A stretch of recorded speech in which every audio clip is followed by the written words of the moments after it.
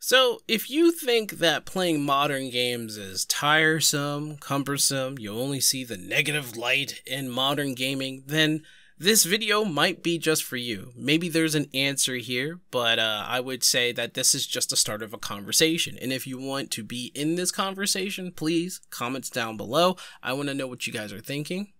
Let's start the video.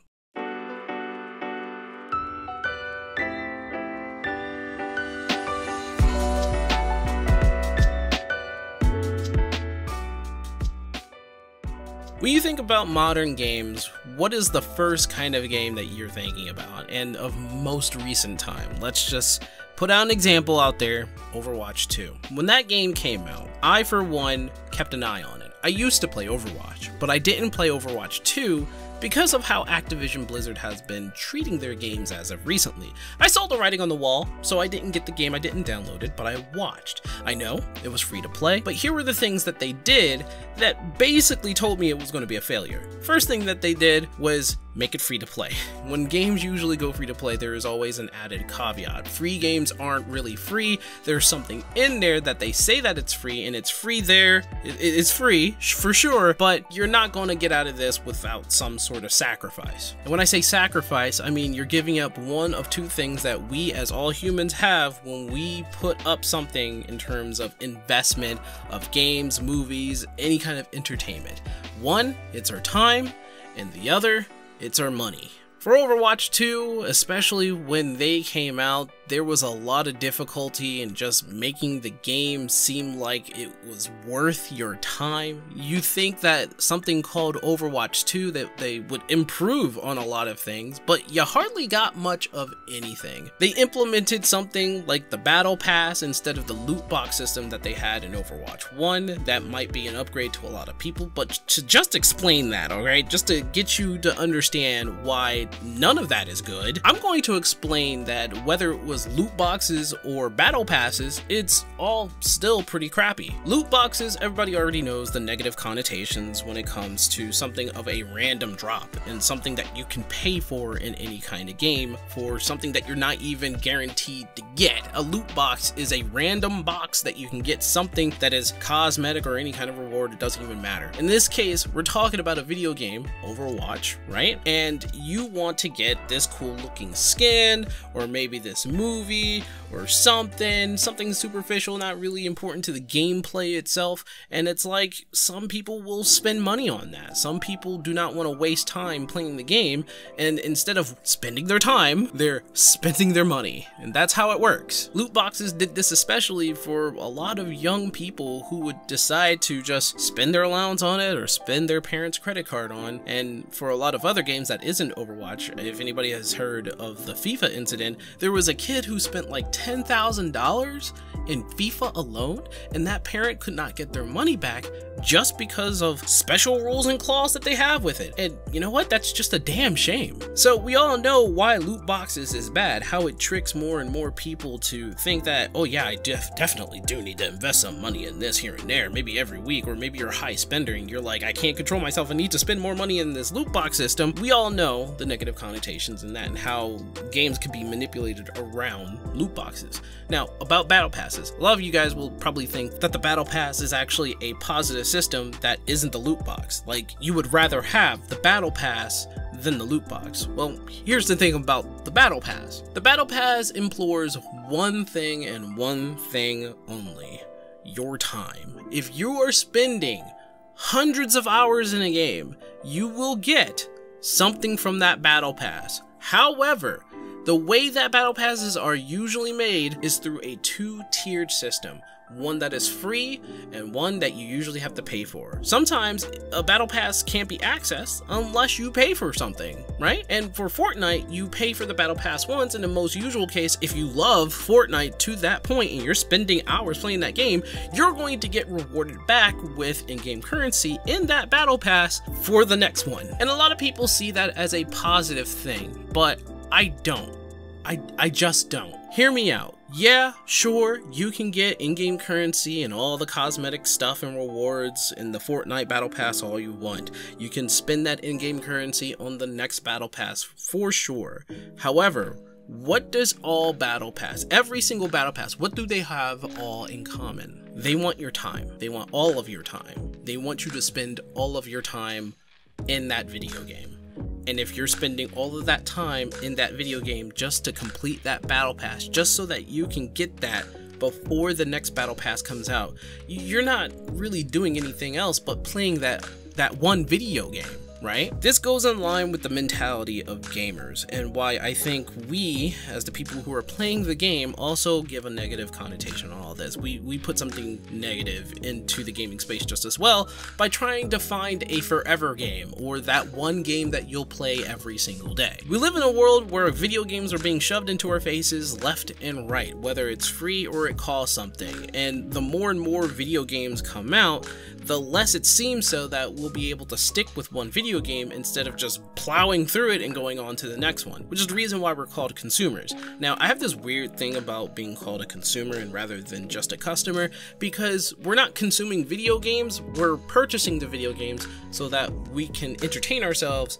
whenever we want. But because gamers and people who play games and buy games think that, no, we're going to play this one player game, go through it, and probably not pick it up again because the next game is going to be even more exciting, we are also trying to find forever games that we'll play forever, like Apex Legends, like Fortnite, like Destiny, like any MMO ever. It becomes a point where people are trying to find that one forever game that we'll just play all the time, and every other video game is not important enough to be played or to be replayed. Back in the day, it was replay the games that you already had. Even if you beat it over and over, you know, find the fun and joy to play Sonic 3 over again, or Mario 64, or anything like that, because there weren't a lot of forever games back in those days. Sure, there was MMOs, one of them was MapleStory, and I got into that, but those are just games to buy time. I want to play a fun game, like Baldur's Gate 3. It's not a live service game, it's just a singular game that you'll spend over 50 hours in, and you can replay it with your friends or anybody else, or play by yourself, and the story will always change depending on your, well, on your situation, on your RNG, on your decisions. It's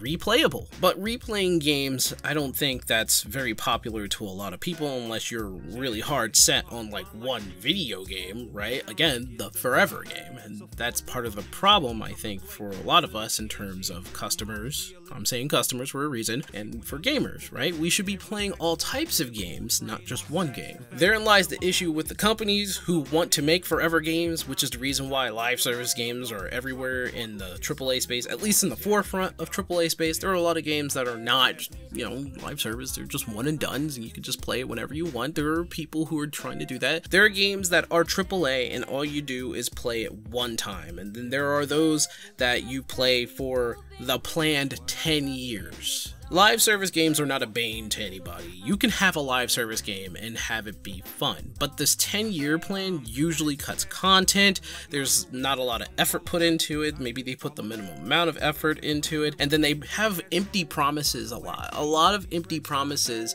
into a game that they can't really predict. They just bank on the fact that it will be popular enough for millions or thousands of players to keep playing at a 10-year span. Let me just tell you that Final Fantasy XIV didn't have a 10-year plan before. It just turned out to be 10 years, or at this point I think it's like 8 or 9 years, where we went from one part of the storyline in the very beginning to the end of the storyline, which just so happened to take 10 years. Yoshi P has another storyline that would take to the span of 10 years, and that was planned for sure, but it wasn't like that in the beginning. Remember, 14 was a failing game, and then it just came out of nowhere of the woodworks by simplifying a lot of things and keeping things as something that, you know, MMO players would love to do. They solidified that, made a Realm Reborn, and took off from that. AAA companies, and I'm saying purely AAA companies that are on this side to try to follow that trend of making the gamers and consumers to play their game that has a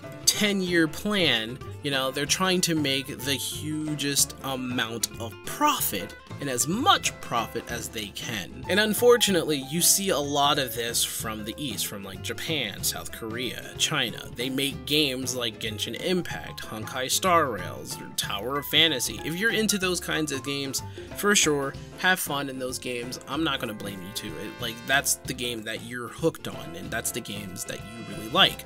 But for me, what I see here is just another means of making a profit. Do you think that these people really care as the game that they're making or the profit that they're making? These games are free and you can get your hands on it, but a lot of the things that are in it is what's trying to make you to stay in that game. If you don't see the writing in the air with all the characters that they showcase, and it's mostly like female, they put that out front because a lot more games from that side of the world, they're lewd. Are they harming me? No. But because we have this, more and more people are going to get into this lewd kind of stuff. That's your choice, you know? By all means, it's a smart way to make money because, you know, sex sells, but it just disappoints me very greatly. At the end of all this, what I want you guys to take from this is that the AAA space and the indie space, it's not all that bad. You know, you have good games in the AAA space, you just need to find them, especially in the indie crowd. You need to search in the indie crowd. I suggest maybe Steam, look there, you'll find some fun games eventually.